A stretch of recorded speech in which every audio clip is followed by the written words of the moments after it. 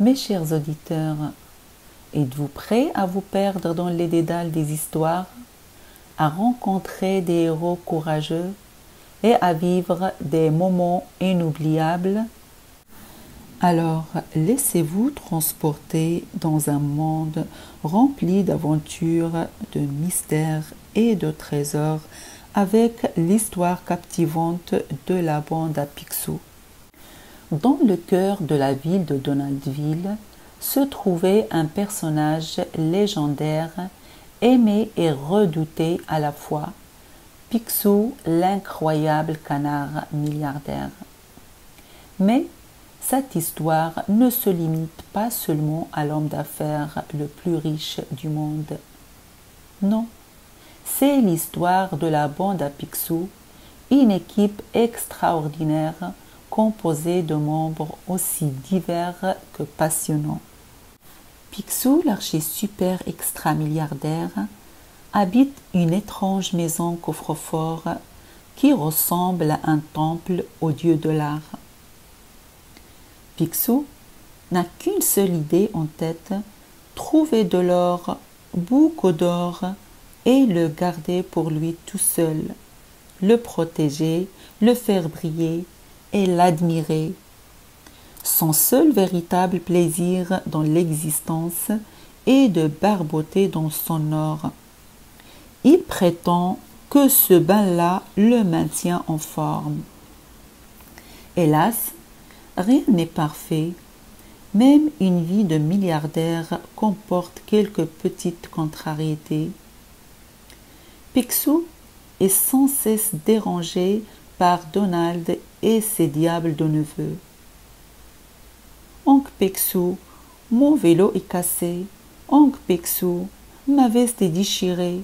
Oncle Picsou, on veut aller au cinéma. Mais dans ces moments-là, le pauvre oncle Picsou, comme par hasard, est toujours fauché. Des sous, encore des sous pour vos bêtises. Vous voulez me ruiner? Le milliardaire n'est pas content du tout, mais à chaque fois, il finit par céder.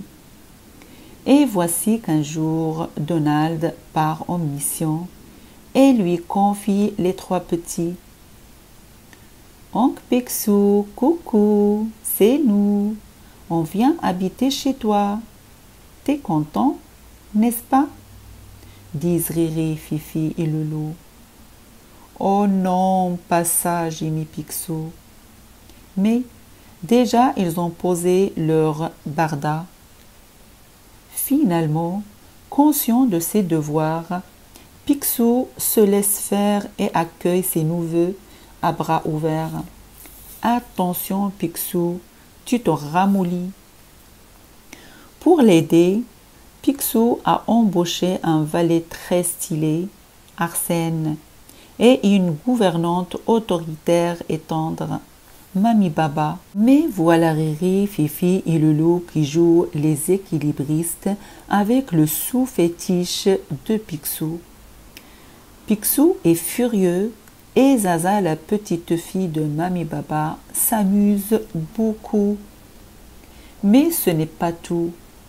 Pour compléter sa nouvelle panoplie de grands seigneurs, Picsou a engagé à son service un as de l'aviation, Flaga d'agence, un grand dadé persuadé d'être le champion du ciel.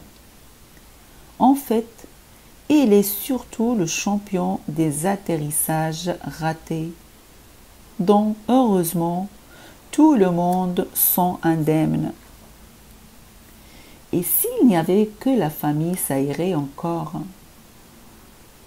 Mais Picsou doit aussi protéger son or contre des dangers autrement plus graves. Le pauvre, il en rêve la nuit. Gripsou a un seul but, usurper à Picsou le titre de plus riche milliardaire du monde.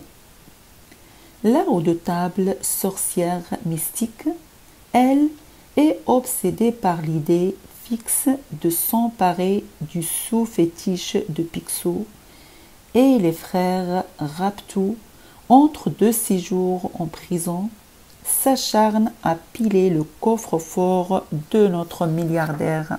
Mais même s'il a changé de caractère, au fond Picsou reste le même. Sa grande occupation, la chasse au trésor. Regardez les enfants. Je tiens un filon. Flagada, prépare ton avion. On s'en va tous les deux au pôle Nord. Mami Baba, les neveux et Zaza le regardent d'un air ravi. Tchic tchic, pense-t-il.